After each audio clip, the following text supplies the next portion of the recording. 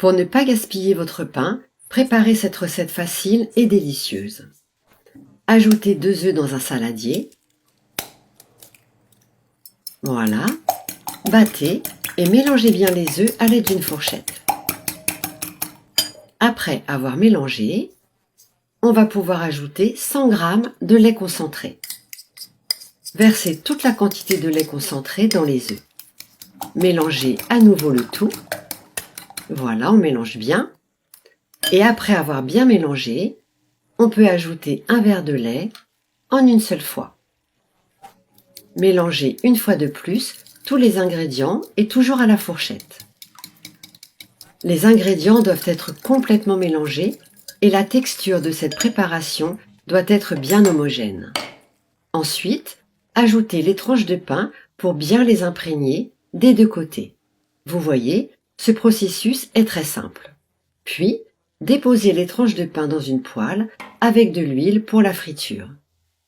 Bien sûr, vous aurez fait chauffer l'huile préalablement pour qu'elle soit bien chaude.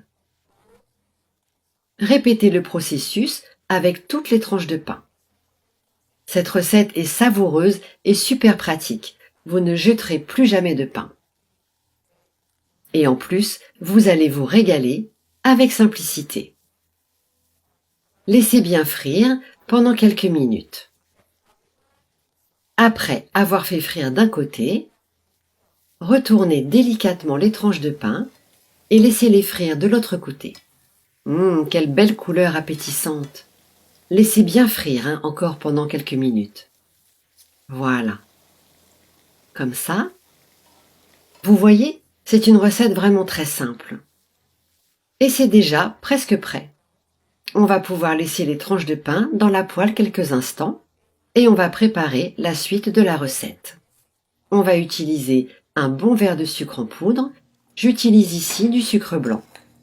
Et on verse toute la quantité sur une assiette. On étale un peu et on ajoute de la cannelle. Mélangez tous les ingrédients ensemble. Voilà. Moi, j'ajoute 2 cuillères à soupe de cannelle, mais vous pouvez modifier les mesures selon votre goût. J'adore la cannelle avec le sucre. Cette épice a un goût incroyable. Voilà, notre mélange est prêt. Pour finir, ajoutez les tranches de pain, les unes après les autres, dans le sucre à la cannelle. Répartissez le sucre et la cannelle sur tout le pain des deux côtés.